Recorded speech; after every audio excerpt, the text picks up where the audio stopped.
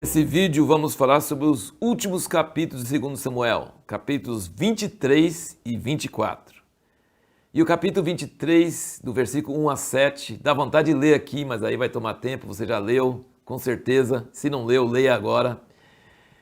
É maravilhoso, são as últimas palavras de Davi, homem de Deus, homem que foi exaltado.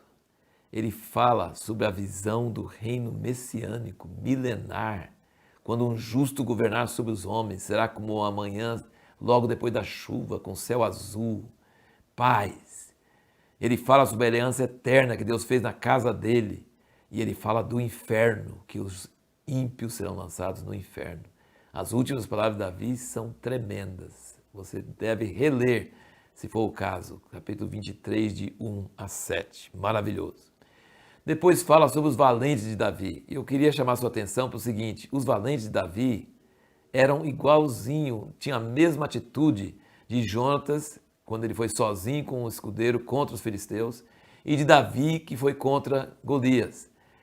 Eles não fizeram a vitória, foi Deus que fez a vitória, mas eles, pela sua coragem, iniciativa, valentia de ir lá, numa situação louca, difícil, impossível, eles abriram o caminho para Deus dar livramento para Israel. Você vai notar isso em dois versículos aqui no 23. No versículo 10 fala que naquele dia o Senhor operou um grande livramento pela mão de Eleazar, que foi defender Israel, e a mão dele ficou pegar na espada e matou um monte de gente, ele sozinho, os outros vieram só pegar o despojo.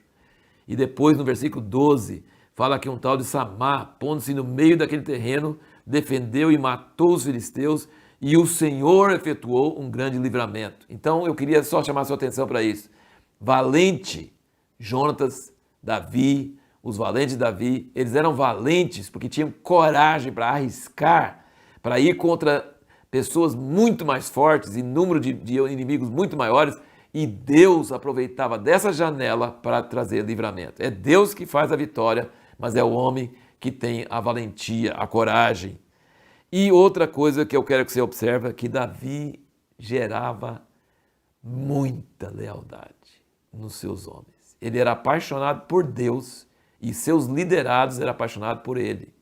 Um exemplo é que ele ficou com saudade da água de Belém e os filisteus estavam lá, e 3 dos seus valentes foram sozinhos, só os 3, tirar a água lá e para levar para Davi. Ele nem sabia que eles tinham ido. Ele achou louco e não bebeu a água, derramou diante de Deus. Falou assim: eu não posso beber a água, que é o sangue desses homens que arriscaram a vida. Então você vê como os valentes de Davi tinham esse amor por ele, esse desejo de satisfazer as suas vontades, e como Davi respeitava Deus, respeitava eles. É muito bonito, muito legal isso. E agora aí nós chegamos no segundo grande pecado de Davi, no capítulo 24. E no capítulo 24, versículo 1 diz: a ira do Senhor tornou a acender-se contra Israel, e o Senhor incitou a Davi contra eles, dizendo: vai, numera Israel e Judá. Esse versículo dá uma série de problemas. Deus queria que Davi pecasse e mandou ele fazer isso, e não explica por que a ira do Senhor se acendeu contra Israel para fazer Davi pecar.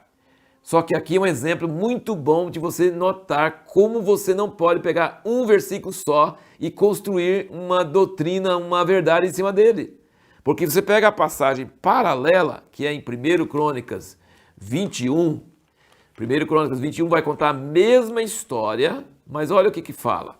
1 Crônicas 21, versículo 1 diz o seguinte: então Satanás se levantou contra Israel e incitou Davi a numerar Israel. Então uma passagem fala que foi Deus e outra fala que foi Satanás. Qual dos dois que é verdade? Bom, você precisa juntar as coisas. Primeiro, Deus não ia incitar Davi para pecar, certo? E Davi pecou porque ele numerou o povo sem a ordem de Deus. Nunca pode numerar o povo sem Deus ordenar. E isso é proibido. É orgulho, exaltação, querer ser o tal, querer ser grande. Não deve numerar, a não ser que Deus mande numerar. Então é pecado. E o rei cometeu esse pecado. E foi um pecado de Davi. Deus não ia fazer Davi pecar, certo? Aqui está falando que incitou Davi contra eles, mas eu não acredito nisso aí, porque o outro passagem diz que foi Satanás. Olha, Satanás incitou Davi contra Israel e Deus deixou ele incitar contra Israel, porque Deus estava com raiva de Israel por algum motivo, algum pecado nacional, sei lá, não fala.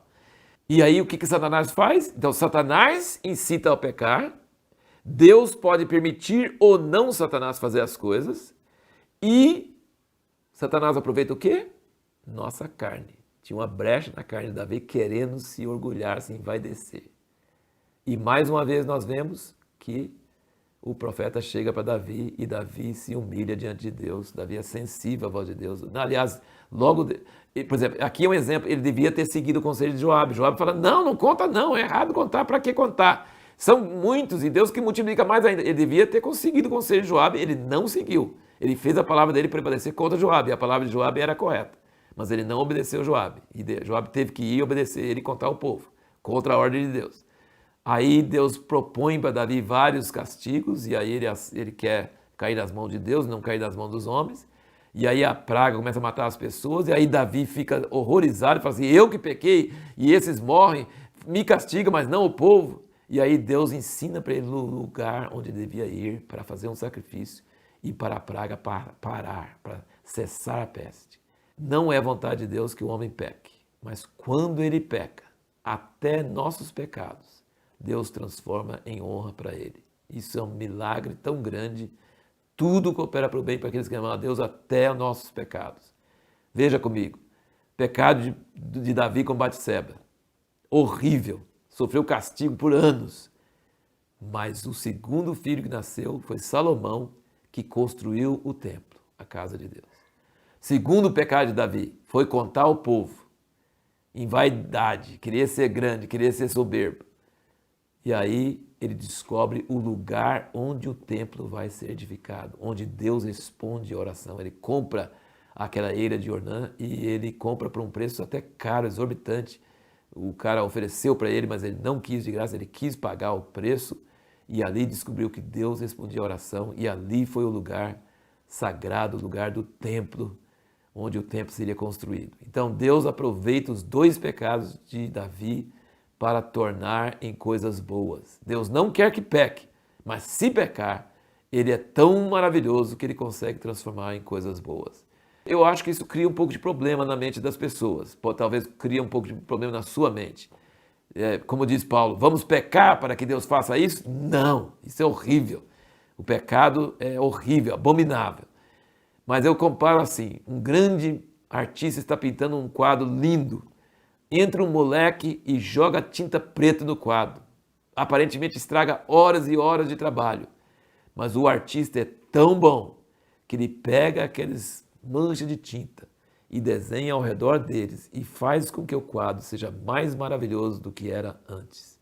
Assim é a história do mundo. Deus criou o homem, não queria que o homem pecasse, o homem pecou, Deus criou uma história maior ainda da redenção, da morte de Jesus, para resolver, para tornar o pecado algo que cria uma coisa maior ainda. O pecado é horrível, mas o amor de Deus é muito maior do que isso. E assim nós terminamos o livro de 2 Samuel, mas a pergunta que nós vamos responder no próximo vídeo, que é o primeiro de 1 Reis, qual o papel do profeta na política?